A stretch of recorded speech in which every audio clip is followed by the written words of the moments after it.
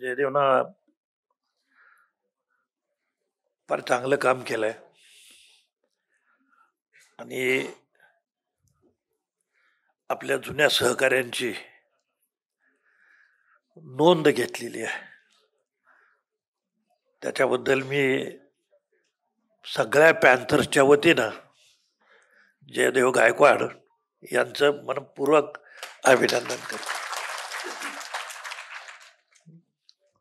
पॅन्थरवरती अनेक पुस्तकं आलेली आहेत, आता अर्जुनपासून सगळ्यांनी सांगितले, पण असं या स्वरूपाचं पुस्तक हे नव्हतं.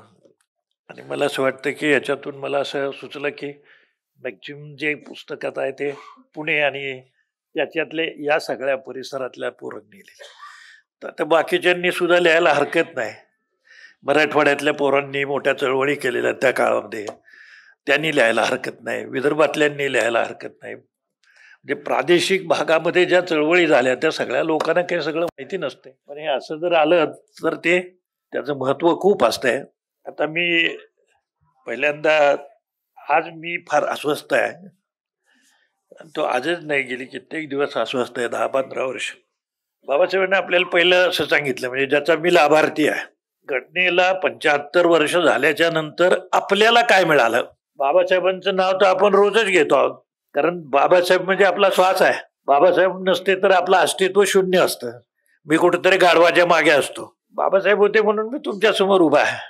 मी पॅन्थरमध्ये गेलो, पॅन्थरमध्ये काय काय केलं यात आता सांगण्यात मला काही इंटरेस्ट नाही, जयदेवनं सांगितलेलं आहे. मला तुम्हाला हे विचारायचं आहे की आपल्याला बाबासाहेब म्हणाले शिका, आणि माझ्या पिढीनं पहिला मंत्र आम्ही काय घेतला तर शिका. आम्ही शाळांमध्ये गेलो, शिकायला लागलो. दुसरे म्हणाले संघटित व्हा, तिसरे म्हणाले संघर्ष करा. ही आपल्या आयुष्याची दिशा. या बाजूने आपलं जे काय असेल ते करत राहायचं आहे. पहिलाच प्रश्न विचारूया, शिका कुठे? आता कुठे शिका? स्वतःला विचारा.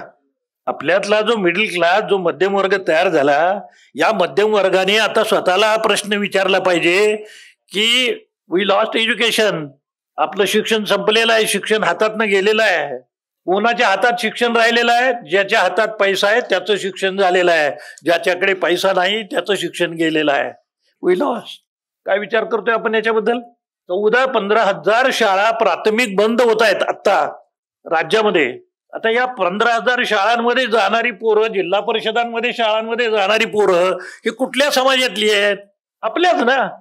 काय करतो आपण त्याच्यासाठी? म्हणून पॅन्थरची गरज आहे.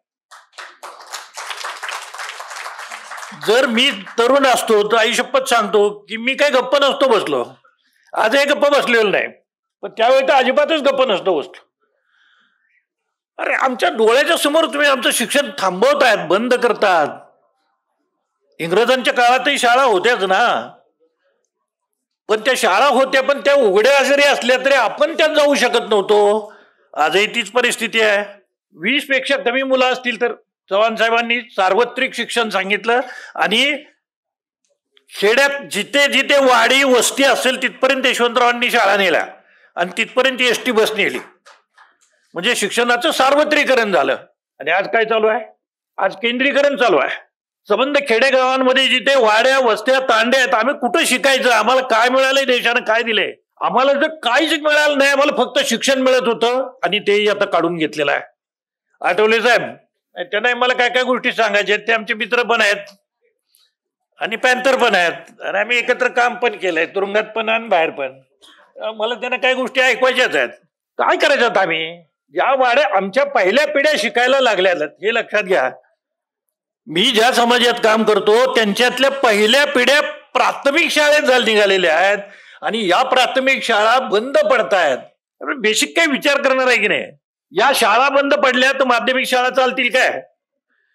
माध्यमिक शाळा चालल्या नाही तर उच्च माध्यमिक आणि वरचं हायर एज्युकेशन ते चालणार आहे काय? खालनं पुरवठाच नाही आहे. सगळ्यांचं बंद झालेलं आहे. भटक्या विमुक्तांसाठी सांगत नाही मी सगळा हा जो बहुजन समाजातला गरीब वर्ग आहे, कष्टकरी वर्ग आहे, शेतकरी आहेत, या सगळ्यांच्या पोरांचे प्रश्न निर्माण झालेत. कोण शिकवणार? कुठं शिकणार? आणि प्रत्येकाला असं वाटतं पोरगं इंग्रजीत शिकलं पाहिजे. आता इंग्रजी शाळांच्या फीस किती आहेत? त्या फीस कोण भरणार आहे? याच्यासाठी काही चळवळी करायला पाहिजे की नको? की आम्हाला फ्री आमचा बर्थ राईट आहे. बाबासाहेबांना कॉन्स्टिट्यूशन मध्ये आम्हाला फंडामेंटल राईट दिलेला आहे एज्युकेशन, की ज्या फंडामेंटल राईटच्या आधारानं आपण न्यायालयात दाद मागू शकतो. आपण चळवळच करीत नाही, काय बोलतच नाही. अधिकारी सांगतात की 20 पोरांच्या पेक्षा, अरे 20 पोरं असली काय, 10 पोरं असली काय, 2 असली तरी ती शिकलीच पाहिजे. त्यांचा तो कॉन्स्टिट्युशनल राईट आहे की नाही. कुठे घटना तुमची घटनेला धक्का लावू देणार नाही. रिचा तुमच्या समोर तुमची घटना रोज फेकून देत आहेत, ते बघत बसताय आणि म्हणते घटनामध्ये तो घटनेला हात लावू देणार नाही. म्हणजे काय करशील? काय करायला निघालेस तू? तो करत काहीच नाही साहेब, घटनेला हात लावू देणार नाही. अरे घटना गेली तुमची गटारात, कुठे घटना?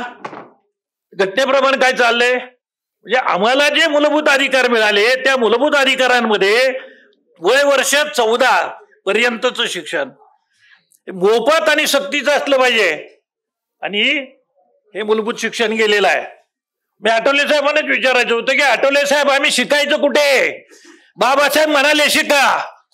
आता मला शाळा दाखवा. तुम्ही इथं मंत्री होतात, शाळा दिल्यात. आता काय? आता शाळा सगळ्या बंद पडतायत. 14,000 शाळा महाराष्ट्रात बंद पडतायत.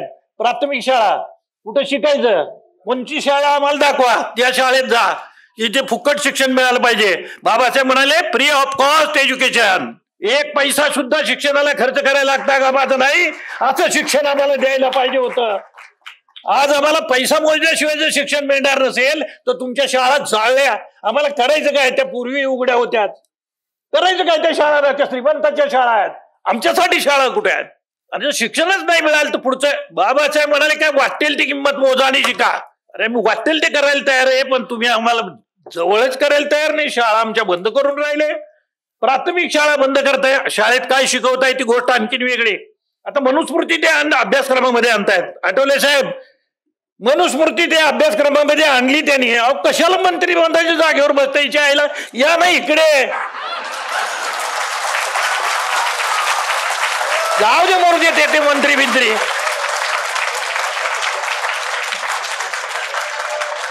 इथे तुमची गरज आहे, आम्हाला तुमची गरज आहे इथे. ते जाऊ दे मरू दे, मेले तिकडे. ते शाळा नाही तो मोदी काय करायचंय त्यांना? अरे तो शाह उठतोय धडधडीतपणे, बाबासाहेब बाबासाहेब म्हणतो तिच्या. आठवले साहेब मी जर पार्लमेंटमध्ये ना, आम्हाला तुम्ही जाऊ देणार नाही तिकडे, ते सोडा. पण मी जर पार्लमेंटमध्ये असतो ना तर तिच्या आईला त्या शहाला ना रस्ता उघडा केला तर बापाचं नाव ठेवलं. अरे बाबासाहेबांच्या बद्दल तू उघडपणे आमच्या कानाने आम्ही ऐकतोय, सगळा देश ऐकतोय की बाबासाहेब बाबासाहेब बाबासाहेब काय लावले. शहाला हे कळायला पाहिजे की त्याचा बाप एकच होता, आमचा कोट्यवधी लोकांचा बाप एकच आहे. त्यांचा अपमान करतो त्याला, हा शहा त्यांचा अपमान करतो आणि आम्ही गप्प बसतो. नाही चालणार, नाही चालणार. तो चहा आहे का आणखीन कोण आहे? आय डझंट मॅटर, मला त्याशी काही देणं घेणं नाही. जो कोणी बाबासाहेबांचा अपमान करेल त्याच्या विरोधामध्ये आम्ही प्राणपणानं लढाई करू. बाबासाहेब आता म्हणाले, बाबा म्हणाले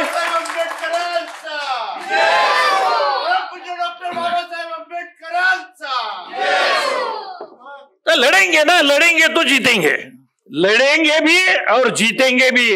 आठवले साहब हमारे साथ आज, हम और लड़ेंगे, ताकत के साथ लड़ेंगे. हे लक्षात घ्या. आठवले साहेब माझे मित्र आहेत, आम्ही पॅन्थर मधले मित्र आहोत, आम्ही तुरुंगातले मित्र आहोत. ते इतरांच्यासाठी मंत्री आहेत, माझ्यासाठी ते मंत्री नाहीत, ते माझ्यासाठी माझे पॅन्थर मित्र आहेत. He is my leader, he is my leader. मी त्यांच्या नेतृत्वाखाली काम केलेलं आहे, अरुण कांबळेंच्या नेतृत्वाखाली मी काम केलेलं आहे. Is my leader.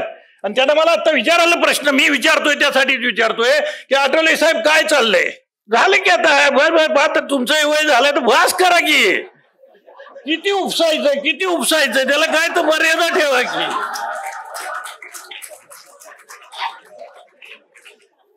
बाद झालं हो, ते तुम्हाला खांद्यावरती नाही, आम्ही डोक्यावर घेऊन नाचेल हो तुम्हाला.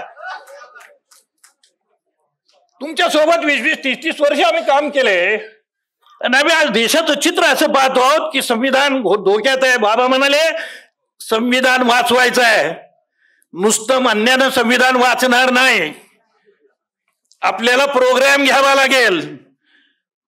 आणि नामांतराच्या काळामध्ये ज्या पद्धतीने आपण लढलो त्या सामुदायिक पद्धतीनं सर्व जाती धर्मातल्या लोकांनी आपण लढाई केली पाहिजे, इन्क्लुडिंग मायनॉरिटी. त्यांना सुद्धा बरोबर घेतलं पाहिजे.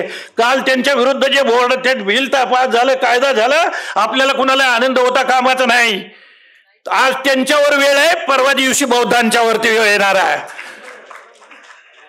कारण राज्य प्रतिगाम्यांचं आहे, राज्य RSS वाल्यांचं आहे, राज्य भाजपचं RSS वाल्यांचं म्हणजे प्युअर जातीवाद्यांचं राज्य आहे. आणि अशा काळामध्ये पॅन्थरची गरज आहे आणि रामदास आठवलेंची सुद्धा गरज आहे. आमच्यातले मतभेद आम्ही फेकून दिले पाहिजेत. आता हे किरकोळ किरकोळ गोष्टी असतील, पण मी सांगितले की आठवलेच आमचे नेते आहेत, त्यांच्या नेतृत्वाखाली मी काम केलेलं आहे. माझं म्हणणं एवढंच आहे की आता आपली अशी वेळ आलेली आहे सत्व परीक्षेची की आज जर आपण गप्प बसलो तर पुढच्या पिढ्या आपल्याला माफ नाहीत करणार. काय करत होता तुम्ही? बाबासाहेबांनी आपल्याला मताचा अधिकार दिला, राजा बनवलं, आपण भिकारीचे भिकारीच राहिलो. आपण काय केलं? काही करत नाही. वी लॉस्ट एम्प्लॉयमेंट, आपल्या राखीव जागा गेल्या. कळलं तरी आपल्याला जे रिझर्वेशन नोकऱ्यांमध्ये आपल्याला दिलं होतं हे नोकऱ्यातलं रिझर्वेशन आहे का आता आपल्याकडे? सगळी पोरं बेरोजगार आहेत आणि तरी सुद्धा काहीच होत नाही, मरून पडलीत कळत नाही. अरे का मेलेले आहात तुम्ही? का उठत नाही? आम्हाला सांगावं लागत नव्हतं. अर्जुनात मला उत्स्फूर्त चळवळ होती, आम्ही हे चली उत्स्फूर्त उठून उभं राहायचे आणि चळवळी करायची. आता पोरं उठतच नाहीत, थांबतो. दुसरं मी आपल्याला सांगतो नम्रपणे, मी बाकीचं काहीच बोलत नाही. Save the education, second save the employment.